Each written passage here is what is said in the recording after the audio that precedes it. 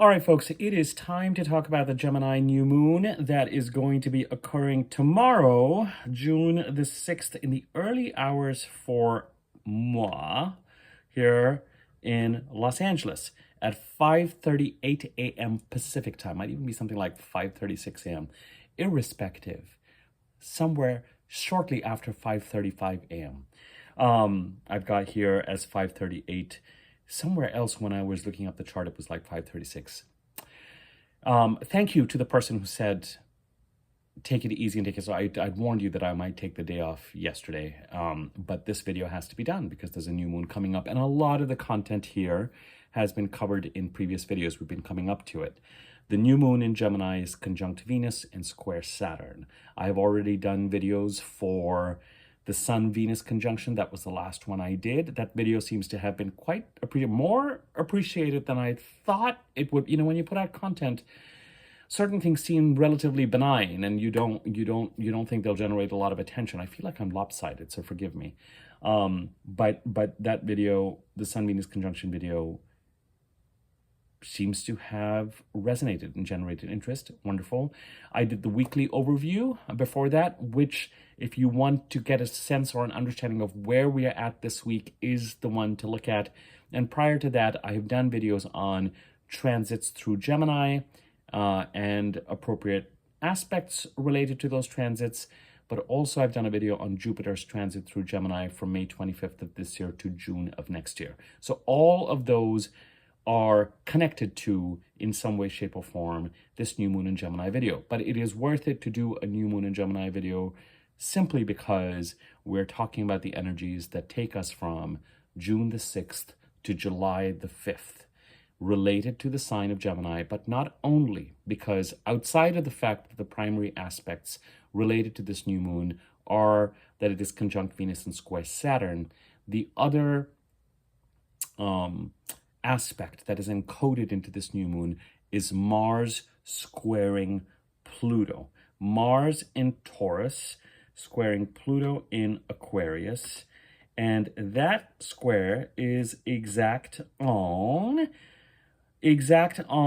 June the 11th, next week. And we are going to start to feel that square. We've already started to feel, for some people, you've started to feel the buildup of that for the past couple of days, but you're going to start to feel the buildup of that square more and more as we head through this week into early next week.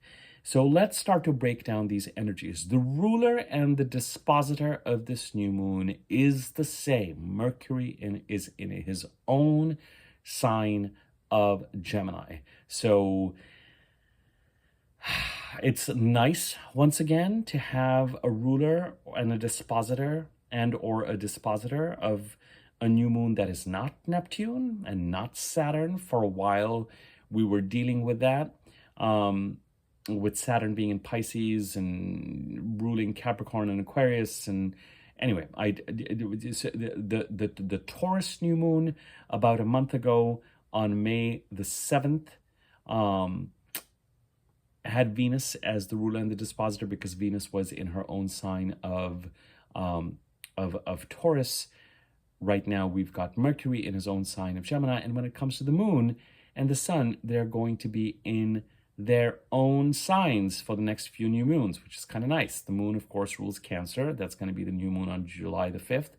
And then in August, when we have the new moon in Leo, the sun is going to be in Leo, in the sign that he rules. By the time we get to the Virgo new moon, I don't know why I'm going down this tangent, but it's fun to think about. By the time we get to the Virgo new moon, is Mercury going to be retrograde? I think it might. No, Mercury will be direct. It's on September the 2nd, and Mercury goes direct on August the 28th. That's nice. Mercury will be in Leo, though.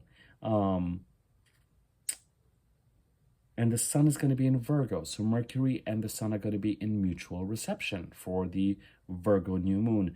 It's kind of nice that the Virgo new moon is going to occur after Mercury is direct. Different from the Virgo new moon last year. That is nice.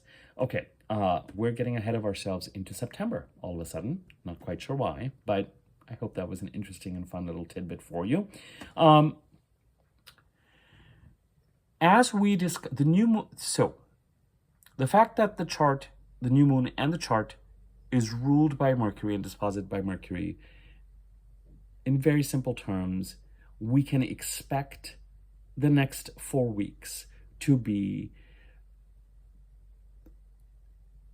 communications and transactions.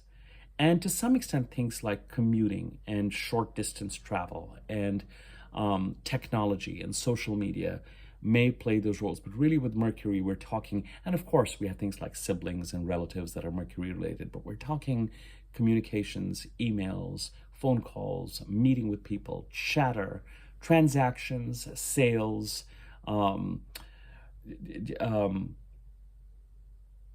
this sort of kind of a Geminian overlay. It's kind of nice. It's a Gemini new moon, and you've got it. You've got Mercury in Gemini while it happens. Not unusual, but not guaranteed. Mercury could be in Cancer, or Mercury could still be in Taurus, and it would color things a little bit differently. The new moon is conjunct Venus. When we talked about the Sun-Venus conjunction video a couple of days ago, there's something about this new moon. The tarot card for June is, as you know, the tarot card for May was the Death card. The tarot card for June is the Hierophant. And the Hierophant is a card that elicits all sorts of complicated reactions because you've got this kind of Pope-like, bishop-like figure. And I think just that image can... And you guys, members of this channel, who, when I've asked you about interpretations of tarot cards, were very helpful for me as far as the Hierophant is concerned. It's been one of the cards that I have struggled with until very recently, actually, until I got some thoughts or feedback from you guys.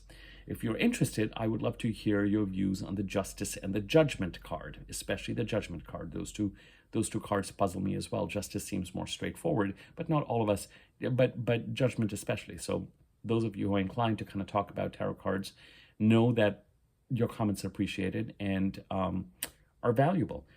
With a Hierophant, there's really no other card in the tarot deck that, for me, talks about serendipity and synchronistic wisdom.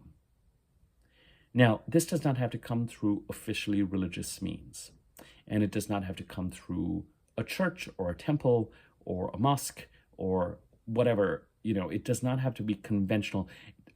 For some people, this card rules conventional thinking. For some people, this card signifies contracts and even marriages and binding contracts and agreements. For me, the Hierophant is about spiritual wisdom. For some people, the High Priestess and the Magician are linked as being connected to intuition. The High Priestess being internal intuition, the Magician being taking internal intuition and creating something with it. For me, the High Priestess and the Hierophant are kind of linked as two sides of the same coin. One pagan, internal knowing, the other perhaps conventional, but gurus, wisdom, books, channels on social media, wherever it is that you get spiritual insights and ahas.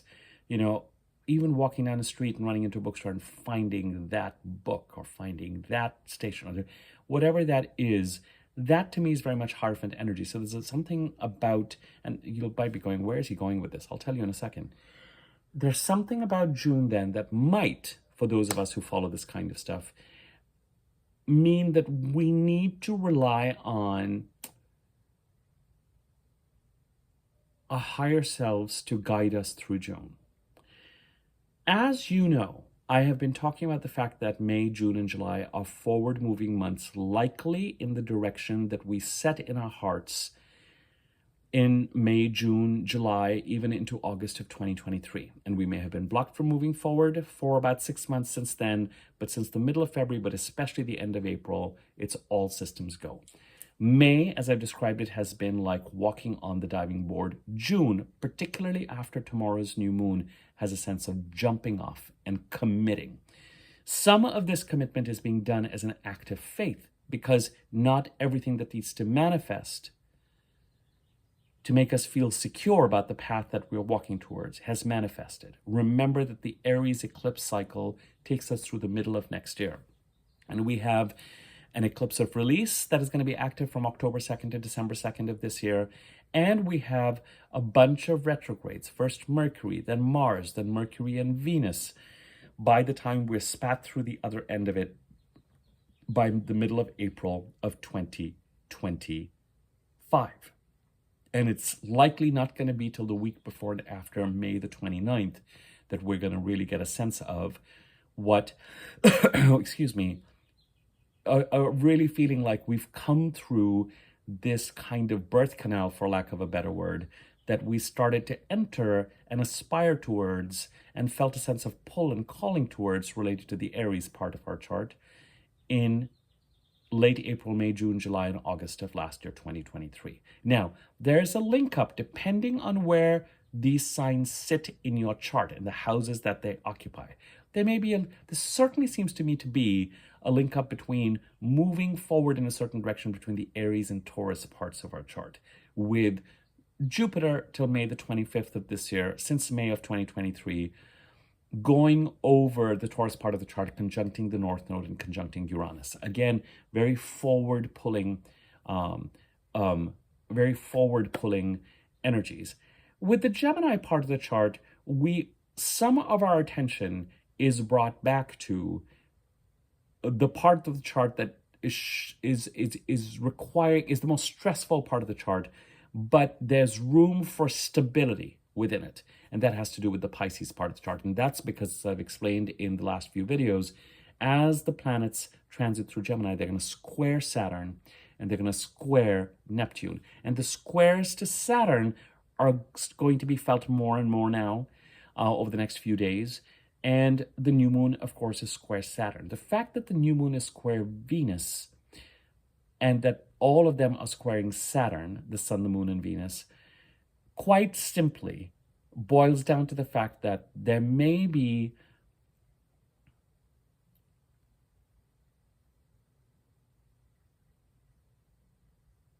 on this forward moving path of May, June, and July, there could be artistic, relationship, collaborative, things that you value, opportunities that show up, something that you value, financial, relationship-wise.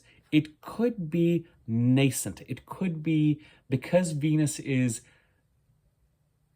combust, close to the sun, and because she's just coming off of meeting up with the sun at the time of this new moon.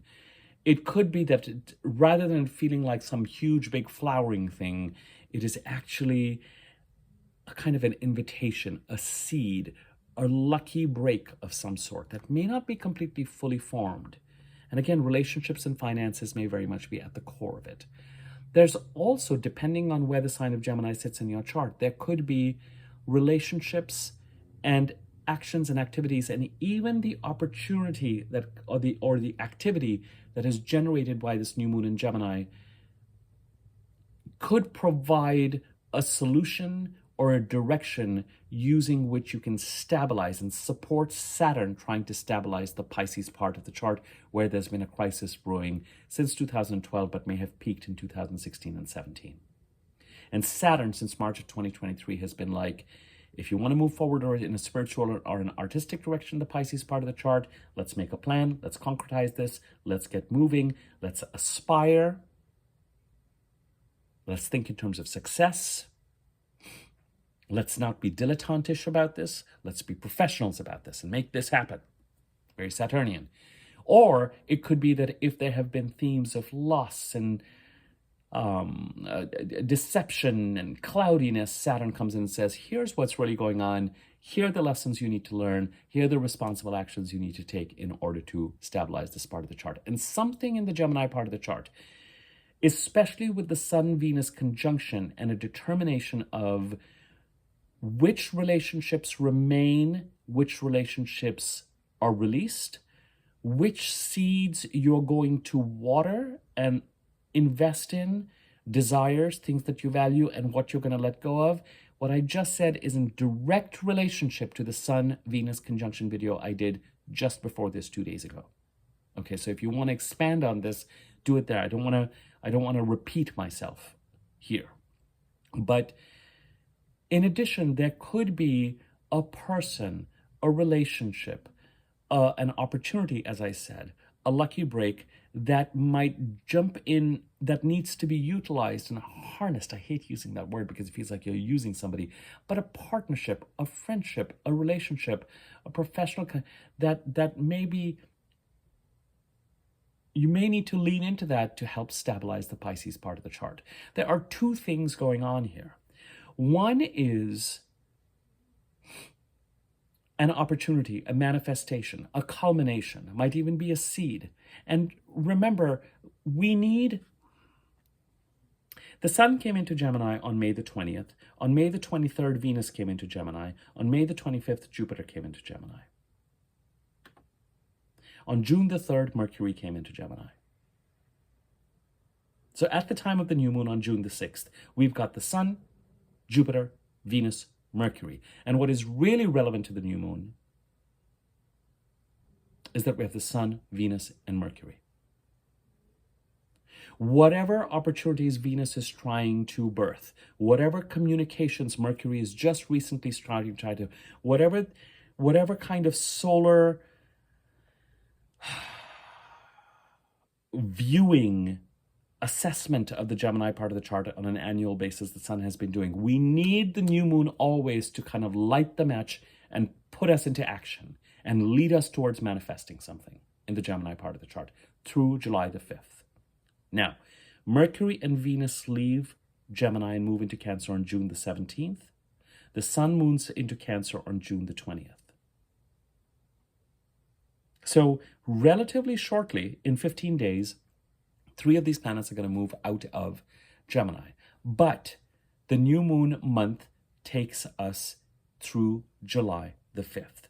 Also, this particular new moon is directly in communication with the full moon in Sagittarius on May the 23rd.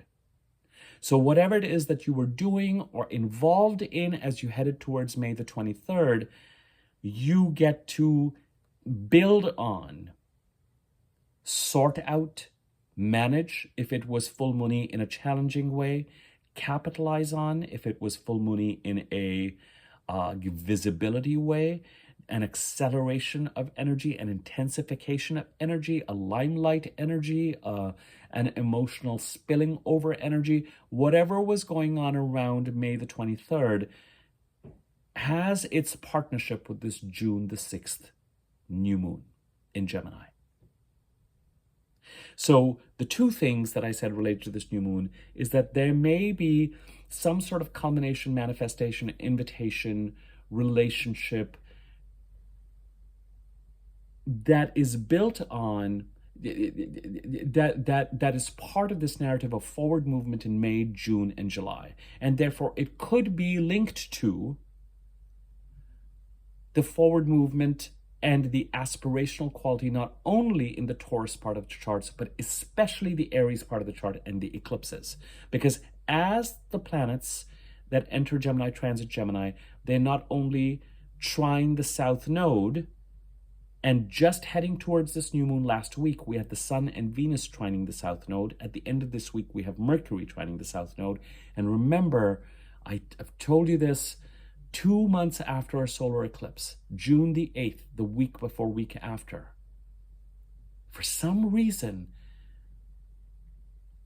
can create manifestations related to that solar eclipse. And the solar eclipse on April the 8th occurred while Mercury was retrograde.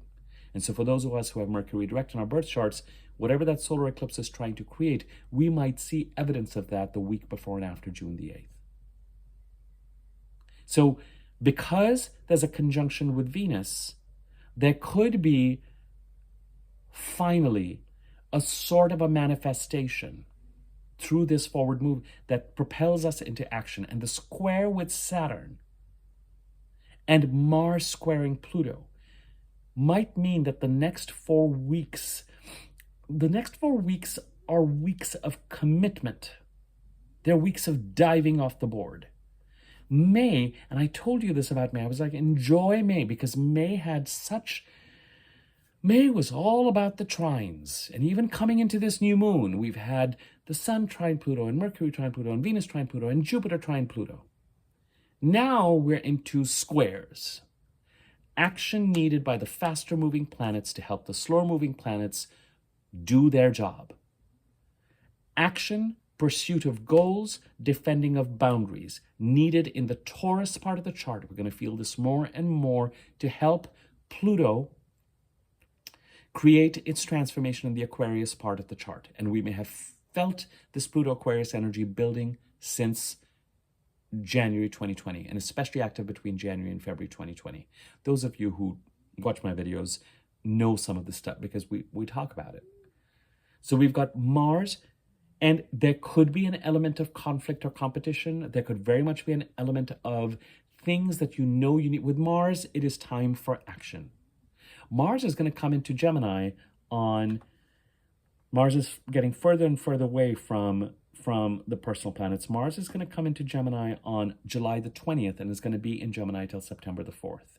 So July the 20th to September the 4th, you might find that whatever this new moon kicks off and whatever opportunities Venus is scattering till June the 17th, and whatever communications Mercury is building, and whatever solar review the Sun has been doing, and whatever it is that Jupiter's starting and ending over the next 13 months, when Mars comes in, you might find that you are that much more in action, pursuit of goals and defending of boundaries during the time that I mentioned, July 20th to September the 4th.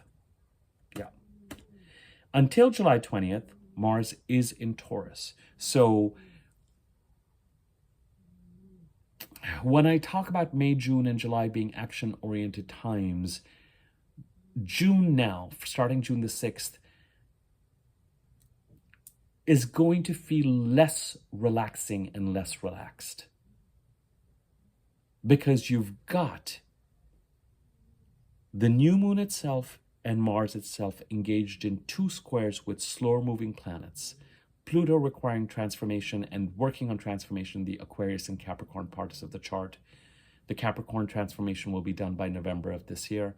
And Saturn trying to stabilize the Pisces part of the chart. So you're going to need to act on whatever it is that is brought to you in the Gemini part of the chart with this new moon and capitalize on it to help Saturn manage and stabilize the Pisces crisis or the Pisces desire to move in a spiritual or artistic direction. And when I use the sign and talk about the sign, like I said, the Pisces crisis, I'm talking about the house occupied by Pisces in excuse me, in your birth chart.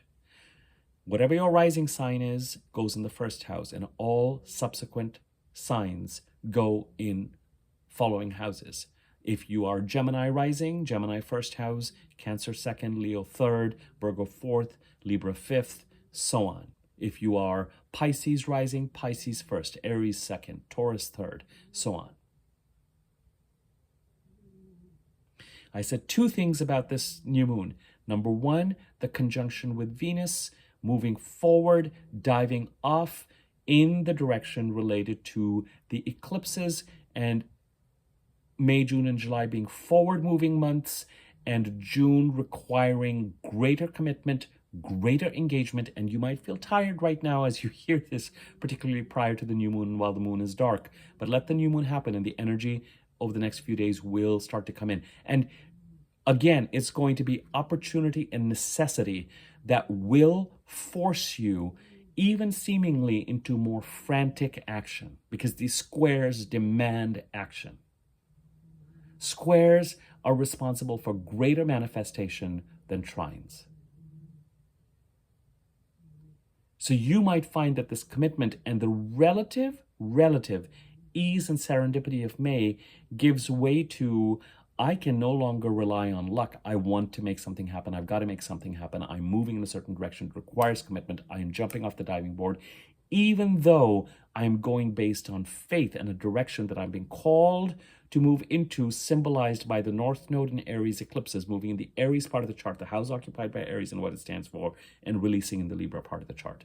The second thing related to this new moon in Pisces is the fact that relationships, opportunities, even finance, someone in the Gemini part of the chart may need to be engaged to help Saturn stabilize the Pisces part of the chart. So the first thing is pure forward movement related to the Aries North Node eclipses. And the last one was on April the 8th. And continuing to go through that forward movement, and there could be an artistic, because we're talking the conjunction with Venus, relationship, financial opportunity or manifestation that comes in that propels us forward. There could also be necessity, financial necessity, the loss of a job, the loss of income, that propels us into action. Change is in the air. The change occurred in May. In June, you tap into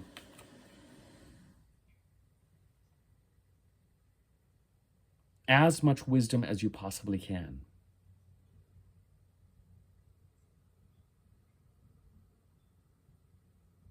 To accelerate moving in the direction that you feel you want to move in.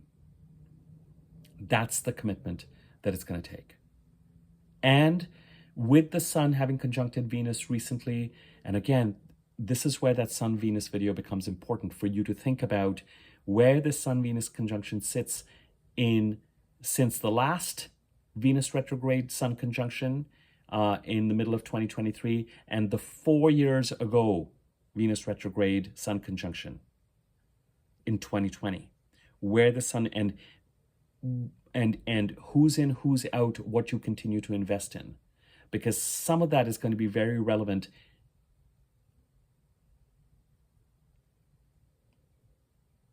in this weird relationship between what's going on in Gemini and the Pisces part of the chart. Also, again, to recap, action needed in the Taurus part of the chart. And we're going to see this build over the next week or so as we head towards the 11th, when the Mars-Pluto square becomes exact. And with Mars, there can be an explosive nature to things, a hot-tempered nature to things sometimes, or slightly violent. Just have that awareness. But action is needed. Pursuit of goals,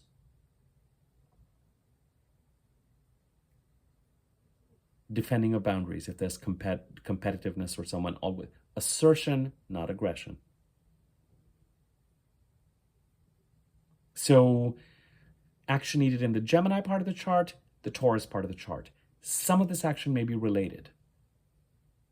The action and activity required and exercised by Mars is different from the action and the activity that comes up as a result of the new moon, which presents something that we then have to react to and move forward towards. But they could be linked. Again, there could be, for a lot of us, a link up between these forward-moving energies in the Aries, Taurus, and now Gemini part of the chart.